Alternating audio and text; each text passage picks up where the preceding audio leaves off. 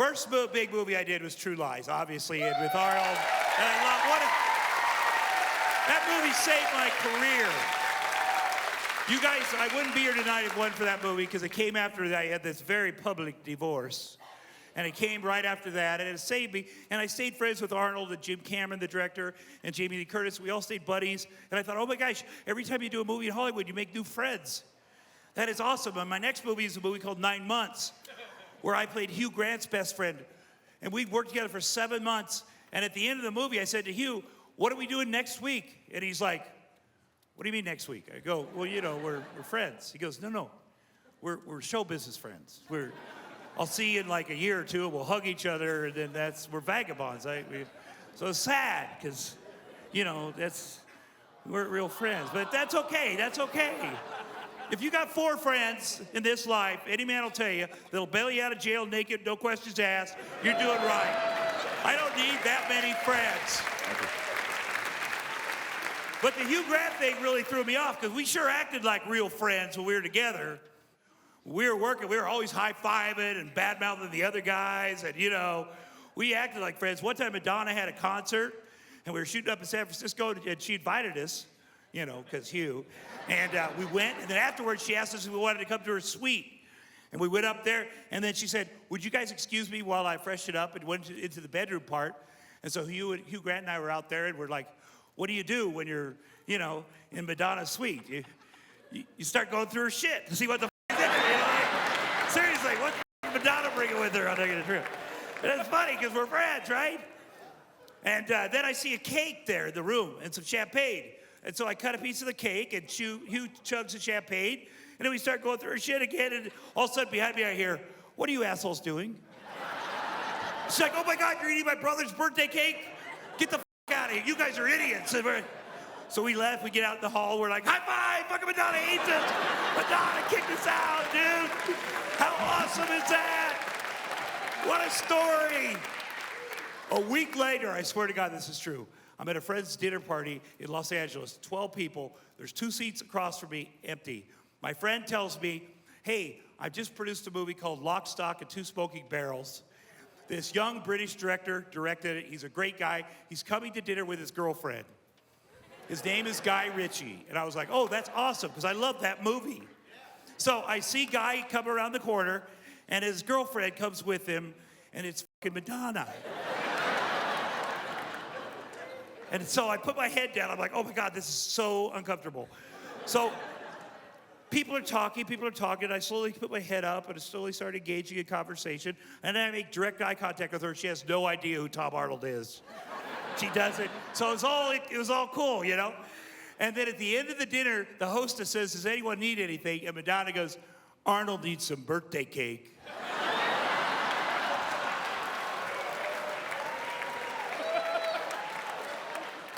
And nobody knew what she was talking about, so I thought I had to tell him. That was a horrible mistake. I'm like, okay, here's the deal. Guy, Madonna was in San Francisco about a week ago. She invited Hugh Grant and I up to her suite because I think she liked Hugh. Anyway. She's like, you are such a asshole. Anyway, it ruined everything. So I went back to my hotel. Hugh was staying next door, knocked on his door. Dude, Madonna again, high five. You can't believe the coincidence. So that's why I thought we were friends. At the end of every movie, you do something called a press junket. And that's where they get a hotel and everybody has a room. And then 100 people come by and ask you the same questions. And it gets kind of boring. So let's say they were asking Hugh questions and he got bored. He'd come into my room and in the middle of an interview with ABC say, who's getting the hookers tonight? And I'd say, I thought you were. Don't you always get the hookers? And he's like, I thought you were. They'll never run that on TV. Okay. Unless one of us gets arrested with a hooker that night.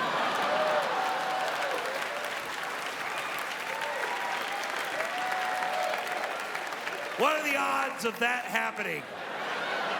So at the end of the day, you know, I was his wingman. I'm a designated driver. You know, I'm like, Hugh, are you gonna be okay? Because I got to take the red eye up there to Toronto to film the classic movie, The Stupids. Anyway, he says, I'll be fine. I said, you're gonna go to your room, watch lesbian porn, you'll be fine, because he's from out of the country. I care about him. He's like, I'm fine. I land in Toronto. I get an emergency phone call from my publicist. She's like, oh my God, did you hear what happened to Hugh Grant? I'm like, did he die? And she's like, worse. He was arrested with a prostitute. And I know Hugh, so I'm like, man or woman? Yeah, he's British. He's British. And she's like, I'm looking at the TV, I see the picture, and I can't tell. It might be a tranny. At that very moment, Hugh beeped in on my phone, and I'm like, hello? He's like, bloody hell! I'm like, man or woman? He says, I can't tell.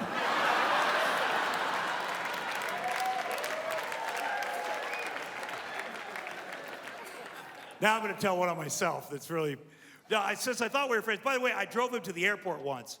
That's like just right above helping somebody move, right? So you can see why I thought we were friends. I drove him to the airport. I swear this happened. Just as I drop him off, this Asian woman comes up, very beautiful, says, hey, Marty, it's so good to see you. It gives me a kiss on the lips. My character was named Marty.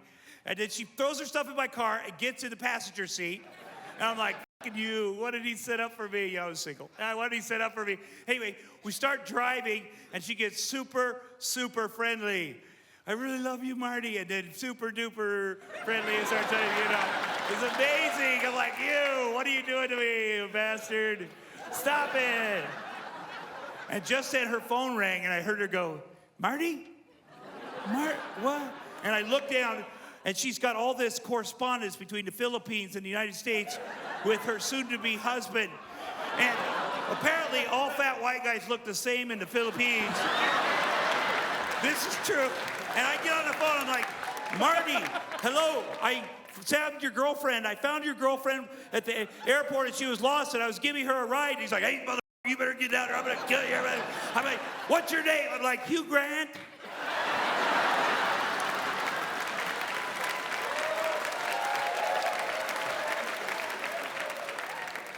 For a kid that grew up in Ottumwa, Iowa, one of the greatest moments of my life was the day Shaquille O'Neal moved in next door to me.